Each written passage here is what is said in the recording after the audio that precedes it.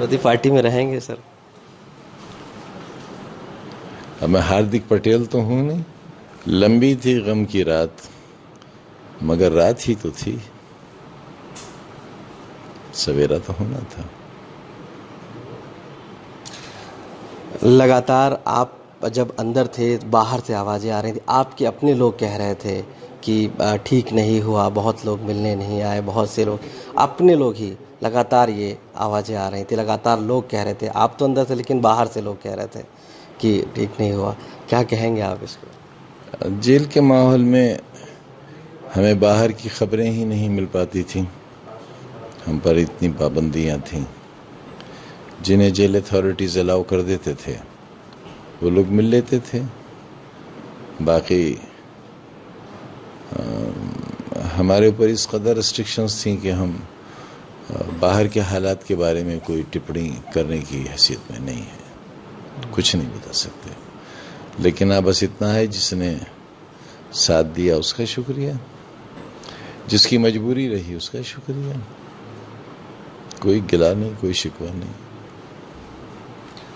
बताया गया कि आपके अपने लोग मिलने नहीं पहुंचे, बहुत से गिले शिकवे थे। मेरे अपनों को तो अगर आपने कल देखा होता तो अंदाज़ा हो जाता। मेरे अपनों की तो कोई कमी नहीं है। मुझे तो पहले नंबर पे माफिया कहा गया था,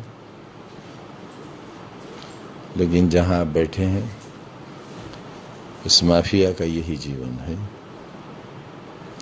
जेल में रहकर मुझे जितने वोट मिले उतने कभी बाहर रहकर नहीं मिले, शायद इस वजह से कि मैं माफिया हूं। तो मेरे अपनों की कमी नहीं है। प्यार बहुत है लोगों का, इसलिए कि मैं बहुत प्यार करता हूं। अब कानूनी लड़ाई है आपकी, आप कैसे लड़ेंगे अब? क्योंकि अब तो आप बाहर आए हैं, एक लंबी लड़ाई है, किस तरीके से अब आगे अपनी लड़ाई को लड़ेंगे? झूठ बहरहाल झूठ होता है, सच सच होता है। सुप्रीम कोर्ट ने जिस तरह के फैसले दिए हैं वो खुद में एक इतिहास है। जिस धारा का हवाला देकर मेरी एंटिसिपेटरी बेल हुई है वो आज़ाद हिंदुस्तान में मैं उसकी पहली मिसाल हूं, क्योंकि मैं विक्टिम हूं। और शायद ही हिंदुस्तान की कोई अदालत या कोई जुडिशल ऑफिसर ऐसे हों जिन्हें ये सच मालूम ना हो। तो कानून की लड़ाई अब कैसे करेंगे? क्योंकि कहीं ना कहीं बहुत से ऐसे मुकदमे आप पे, बहुत सी ऐसी चीज़ें की गई, अब आपके सामने क्या रास्ता आगे है? कोई ऐसा मुकदमा नहीं है, कोई ऐसा मुकदमा नहीं, कोई ऐसा मुकदमा नहीं। उस वक्त के अधिकारियों का जो स्तर था कि मैंने मुर्गी चोरी कराई है कि नहीं है, बकरी चोरी कराई है कि नहीं है, मंत्री रहते शराब की दुकान लूटी है तो जो उनका स्तर था उस स्तर के मुकदमे हैं। कोई मुकदमा ऐसा नहीं है जो किसी ऐसी धारा का हो। मेरी गाड़ी से कभी किसी को खरोंच नहीं लगी है, मेरे पर कभी 151 और 323 का मुकदमा भी कायम नहीं हुआ। हाँ, 20 दिन में मैं बहुत बड़ा अपराधी हो गया। वो एक सेट प्रोग्राम था, मैं इलेक्शन का एजेंडा था, मुझे कोई शिकायत नहीं है। इसलिए कि उन मुकदमों में ज़्यादातर और 90% से भी ज़्यादा मेहरबानियाँ तो मेरे अपनों की हैं। इस घर को तो घर के चिराग से आग लगी है।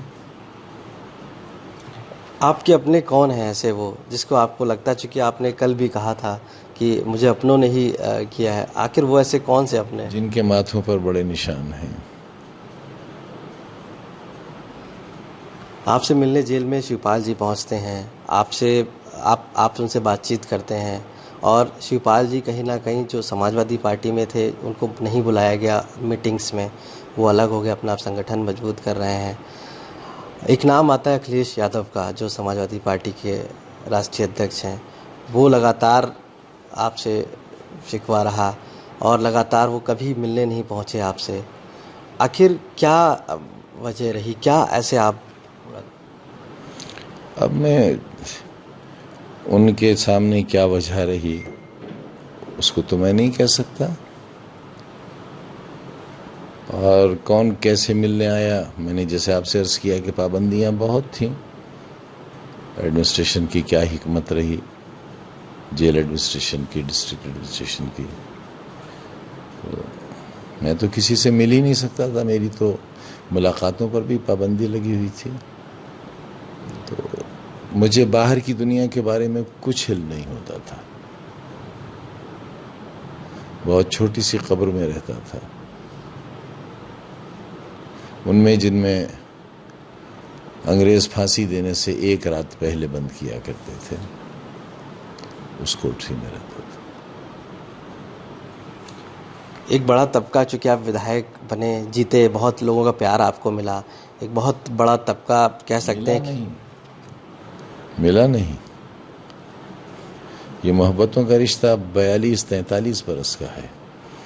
मैं अकेली मिसाल हूँ पूरे देश की जो एक ही कॉन्स्टिट्यूंसी से 11 बार जीता है, जिसमें एक बार लोकसभा शामिल है।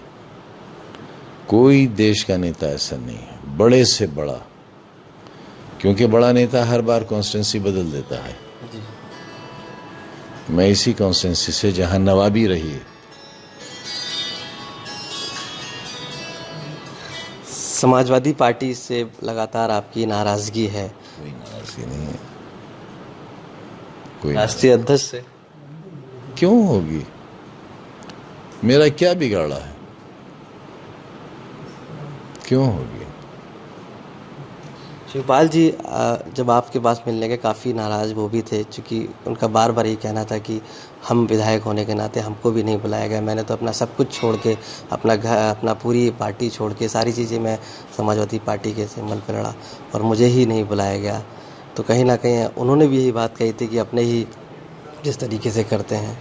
तो आपको लगता है कि समाजवादी पार्टी ने जिस तरीके से शिवपाल सिंह यादव के साथ, और कहीं ना कहीं वो मन में ठेस?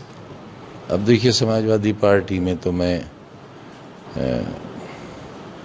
एक अदना से कार्यकर्ता की हैसियत का आदमी हूँ, लिहाजा बहुत बड़े लोगों की बातों में दखल देने की मेरी औकात है नहीं।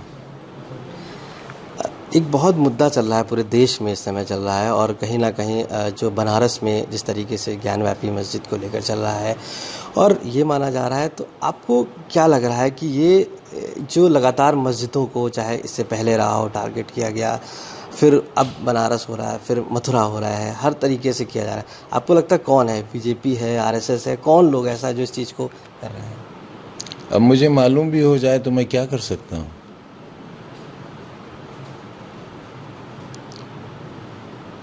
जो चल रहा है वो आप भी देख रहे हैं, हम भी देख रहे हैं। जो हो रहा है सो हो रहा है।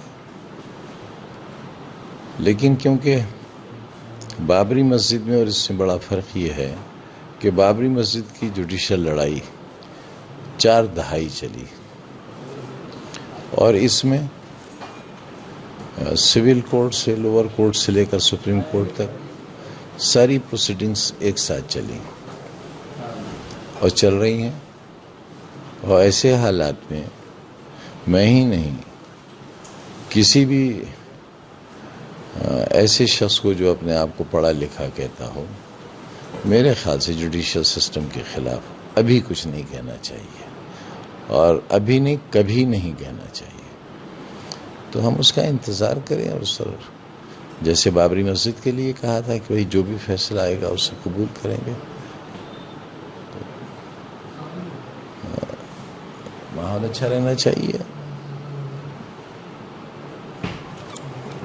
अब आपकी आगे की दिशा क्या होगी? क्योंकि बहुत आपके प्यार करने वाले लोग भी सोचते हैं, पूछते हैं और जानना चाहते हैं समाजवादी पार्टी में आप रहेंगे कि नहीं रहेंगे, क्या आप करेंगे? शिवपाल जी भी आपसे लगातार मिल रहे हैं, बहुत लोग आपसे जानना चाहते हैं, क्योंकि बड़ा प्यार करते हैं लोग। अभी तो मैं अपनी दशा ठीक कर लूं, फिर दिशा के बारे में सोच लूंगा। समाजवादी पार्टी में रहेंगे सर? अब मैं हार्दिक पटेल तो हूं नहीं।